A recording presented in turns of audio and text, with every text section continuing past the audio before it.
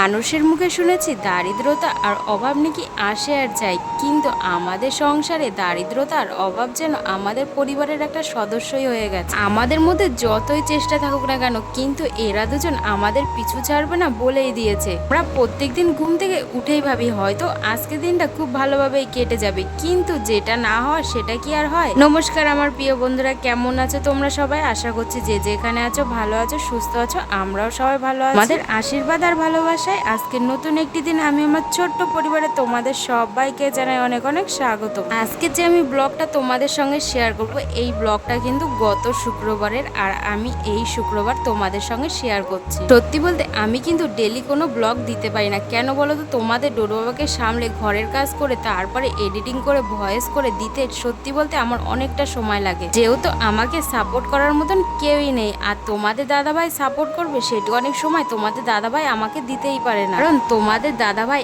এক তো কারখানার কাজ করে, আর দ্বিতীয় কিন্তু সিভিক পুলিশের কাজও করে, যার জন্য ওর সময় কিছুতে হয়েই ওঠে না। আমিও ওকে জোর করতে পারি না যে তুমি আমাকে একটুখানি আমার কাজের জন্য সময় দাও। কেন বলো তো? দুটো কাজ করার পরে তার শরীরেও তো একটু রেস্টের প্রয়োজন আছে। আমি কিন্তু সপ্তাহে অন্তত করে দুটো ব্লগ দেওয়ার চেষ্টা করি, কিন্তু এক সপ্তাহ দেরি হলো কেন বলো তো? আমার মনটা কিন্তু খুবই খারাপ ছিল। দেখো, মানুষ চেষ্টা করার পরেও যখন কোনো কিছু না করতে পারে না, তখন কিন্তু তার মন মানসিকতা ভেঙে যায়। এরকম কিন্তু আমাদের সাথেও আমি কি কষ্ট করি, তোমাদের দাদাভাই কিন্তু তার ডবল কষ্ট করে, কিন্তু তারপরেও কেন কে জানে আমাদের সংসারে একটার পরে একটা বিপদ লেগেই আছে। যাই হোক বন্ধুরা, আজকে তোমাদের সঙ্গে অনেক টুকিটাকি কথা শেয়ার করলাম। আজকে তোমাদের সঙ্গে একটা দুর্দান্ত রেসিপি শেয়ার করব। জানেন কিন্তু তোমাদের ডোডো বাবা বাইরে ঘুরতে গেলে চিকেন পকোড়াটা খেতে খুবই ভালোবাসে, তার জন্য তোমাদের দাদাভাই অল্প একটু সলিড মাংস নিয়ে এসেছে কালকে রাতের বেলায়। আমাদের বাড়ি প্রত্যেক সপ্তাহে একটা দিন হলেও কিন্তু সোয়াবিন করা হয়। কেন বলো তো? ডাক্তারের কাছে যখন বাচ্চাদের নিয়ে যাওয়া হয় তখন কিন্তু ডাক্তারই বলে ভিটামিন জাতীয় যে খাবারগুলো খাওয়াতে বলে তার মধ্যে কিন্তু সোয়াবিনও একটা, যার জন্য কিন্তু সপ্তাহে একটা দিন অন্তত করে সোয়াবিন রান্না করা হয় আমাদের বাড়িতে। তোমাদের ডোডোয়া কিন্তু সোয়াবিনটা খেতে খুবই ভালোবাসে।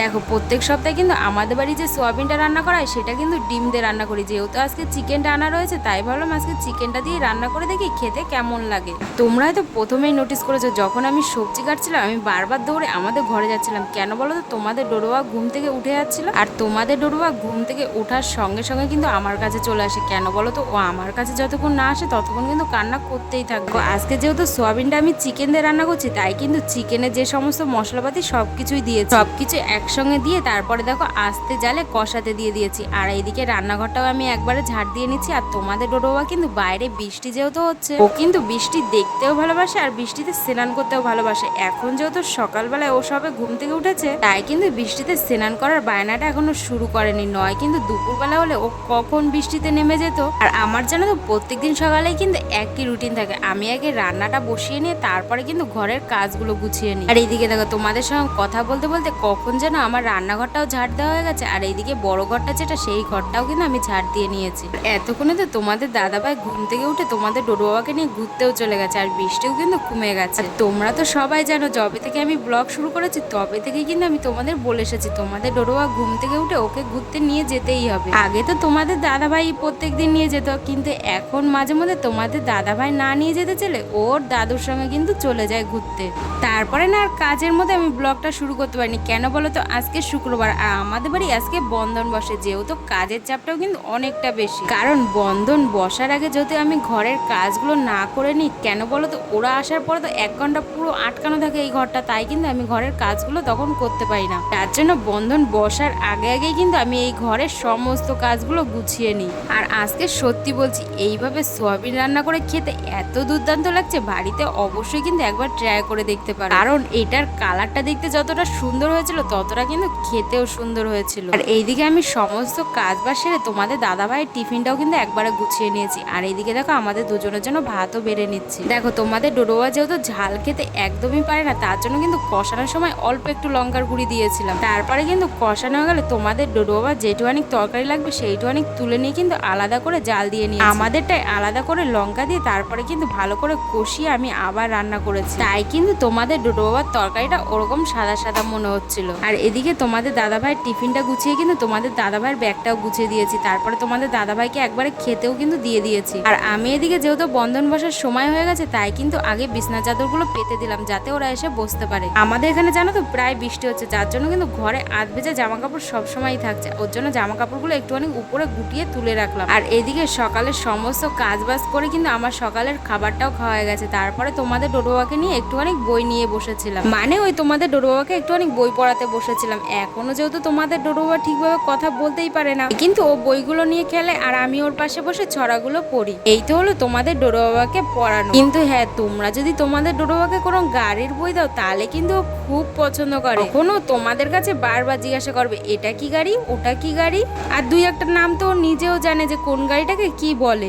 না, তোমাদের ডোডোবাবার পছন্দ যত দেখি তত মনে হয় কি ছেলে আর মেয়ে ছোটবেলা থেকেই কিন্তু মাইন্ড ডেভেলপমেন্টটা কিন্তু আলাদাভাবেই তৈরি হয়। কারণ মেয়েরা সবসময় কিন্তু ঘর পুতুল এগুলো খেলতেই পছন্দ করে, আর এদিকে ছেলেদের কিন্তু ছোটবেলা থেকে গাড়ির প্রতি নেশাটা একটু বেশিই থাকে। তোমাদের ডোডোবা বইটই পড়ে কিন্তু ও দাদুর সঙ্গে ঘুরতে চলে গেছিল। আমি তাই ভাবলাম হাতে যেহেতু সময় রয়েছে তাই ভাবলাম কি এই সিঁড়িগুলো পরিষ্কার করে নিই। দেখো সিঁড়িগুলো না আমাদের খুব একটা ব্যবহার করা হয় না, কারণ আমাদের বাড়িতে কেউই অত ছাদে যাওয়া হয় না। আমাদের ঘরগুলো জানো তো এখন পর্যন্ত ঠিকঠাকভাবে কমপ্লিট করা হয়নি। ওই আমরা যে ঘরগুলোতে থাকবো সেই ঘরগুলোই কিন্তু একটুখানি কমপ্লিট করে নিয়ে ওই ঘরগুলোতে থাকা হচ্ছে। আর এখনো পর্যন্ত জানো তো সিঁড়ি বারান্দা তারপরে যেখানটা গাড়ি রাখা হয় সেই সব জায়গা কিন্তু কোনো কিছুই প্লাস্টার করা হয়নি। সত্যি বলতে কি বলতো, যদি এগুলো রোজ পরিষ্কার করা হয় তাহলে কিন্তু এতদিনে বালিটা আর থাকতো না। কিন্তু আমি যেহেতু রোজ সময় পাই না তোমাদের ডোডো বাবাকে নিয়ে, কিন্তু আজকে যেহেতু তোমাদের ডোডো বাবা দাদুর সঙ্গে ঘুরতে গেছে আর আমার হাতে তো অনেকটা সময় ছিল, তাই ভাবলাম আজকে সিঁড়ি ঘরগুলো একটু পরিষ্কার করেই ফেলি। আজকে যেহেতু অনেকদিন বাদে সিঁড়িটা ঝাড় দিচ্ছিলাম তাই কিন্তু প্রচুর পরিমাণে ধুলো ছিল, যার জন্য কিন্তু একটু অনেক জলের ছিটা দিয়ে নিয়েছি। যে কোনো জায়গা দেখো পরিষ্কার হওয়ার পরে কতটাই না সুন্দর দেখতে লাগে, সিঁড়িটাও কিন্তু সেরকমই সুন্দর লাগছে দেখতে। এদিকে সিঁড়িটা পরিষ্কার করে কিন্তু একেবারে যেখানটায় আমাদের গাড়িগুলো রাখা হয় সেই জায়গাটাও কিন্তু আমি পরিষ্কার করে নিচ্ছি। আর এইখানটা বলতে পারো আমাদের একটা স্টোর রুম মতনই হয়ে গেছে। কেন বলো তো, এইখানটায় আমাদের যত ঘরের ভাঙাড়ি সেগুলোও কিন্তু এখানেই রেখে দেওয়া হয়। আর আজকে যেহেতু অনেক দিন বাদে পরিষ্কার করলাম তাই কিন্তু এত পরিমাণে ধুলো বেরিয়েছে। এগুলো অবশ্য ধুলো না, কিছুটা কিন্তু এর মধ্যে বালি সিমেন্টও রয়েছে। আমি কিন্তু তোমাদের প্রথমেই বলেছি আমাদের ঘর কিন্তু এখন পর্যন্ত কমপ্লিট করা হয়নি। আর আমাদের রান্নাঘরটা যেহেতু সিঁড়ির তলায় আর এইখানটা এখন পর্যন্ত যেহেতু দেওয়াল হয়নি তাই কিন্তু এই কাঠের ছোট ছোট টুকরো তারপরে এই দুটো কি জিনিস আমি জানি না এইগুলো দিয়ে ঢেকে রাখা হয় যাতে ইঁদুর বিড়াল কুত্তা এগুলো ঢুকতে না পারে রান্নাঘরে। আজকে মনটা কিন্তু খুবই ভালো লাগছে। কেন বলো তো, আমাদের ঘরের বউদের বেশিরভাগ সময় কাটেই তো ঘরে বসে, তাই কিন্তু আমরা যদি আমাদের ঘরের প্রতিটা কোনায় পরিষ্কার করে রাখতে পারি আমাদের কিন্তু মনটাও কিন্তু ভালোই থাকে, তাই না? সবার কিন্তু একমত নাও হতে পারে, কিন্তু আমি আমার ঘরগুলোকে পরিষ্কার করে রাখতে কিন্তু ছোটবেলা থেকে খুবই ভালোবাসি। মা জানো তো বিয়ের আগে আমাকে দিয়ে কোনো কাজই করাতে চাইতো না, কিন্তু আমি যেহেতু ঘর গুছাতে ভালোবাসতাম তাই কিন্তু মার রান্না বান্না হয়ে গেলে বলতে পারো আমি আমার মাকে ঘরের থেকে তাড়িয়ে দিতাম। কেন বলো তো, আমার ঘর গুছানোর সময় যদি আশেপাশে থাকে না কেউ, সে যদি ওই টাইমে একটুখানি নোংরা করে আমি তো তাকে মনে হয় ছিঁড়েই খেয়ে ফেলবো। তার জন্য কিন্তু আমার মাও নিজে থেকে চলে যেত। তারপরে কিন্তু আমার ঘর গুছানোর কাজ হয়ে গেলে আমি আমার মাকে নিজে থেকেই আবার ডেকে নিয়ে আসতাম। কিন্তু এখন আর অতটা ধৈর্য কুলায় না। কেন বলো তো, তোমাদের ডোডো বাবাকে সারাদিন একা হাতে সামলে তারপরে ঘরের কাজ গুছিয়ে তারপরেও কিন্তু যতটা পারি আমি আমার বাড়িটাকে পুরোটাই পরিষ্কার করে রাখার চেষ্টা করি। আর এদিকে তোমাদের সঙ্গে কথা বলতে বলতে কিন্তু আমাদের রান্নাঘরের সঙ্গে যে বড় বারান্দাটা সেই বারান্দাটা কিন্তু আমি পুরোটাই মুছে নিয়েছি। আজকে কিন্তু সকালবেলা থেকে টিপটিপ করে বৃষ্টি হচ্ছে। আজকে না এই ধরো এই মাসটা ধরেই কিন্তু টিপটিপ করে বৃষ্টি হয়েই যাচ্ছে, কখনো রোদ আবার কখনো বৃষ্টি। আর আজকে যেহেতু বন্ধনে অনেক লোকই বসেছিল তাই কিন্তু সবার জুতো যেহেতু সিঁড়ির উপরে রেখেছিল প্রচুর কাদা কিন্তু একবারে জল ঢেলে ঝাঁটা দিয়ে পরিষ্কার করে নিয়েছি। আর সামনে যেটা অনেক জল জমেছিল সেই জায়গাটাও কিন্তু একেবারে ঝাড় দিয়ে জলটাকে সরিয়ে দিয়েছে। আর এদিকে তোমাদের ডোডোবা কিন্তু ঘুরে চলেও এসেছে। এখন জানো তো তোমাদের ডোডো বাবাকে ওর দাদু ঘুরতে নিয়ে যাবে বলে সাইকেলের সামনে একটা সিটও লাগিয়েছে। বা তোমরা একটা কথা বলো তো, কাদের কাদের ছোটবেলায় এরকম বাবা বা দাদুর সাইকেলের সামনে সিট লাগানো ছিল? আমি কিন্তু আমার ছোটবেলায় আমার বাবার সঙ্গে ঘুরতে যেতাম। কেন বলো তো, আমার দাদু যেহেতু ছিল না তাই আমার বাবাই কিন্তু সাইকেলের সামনে সিট লাগিয়ে আমাকে নিয়ে ঘুরে বেড়াতো।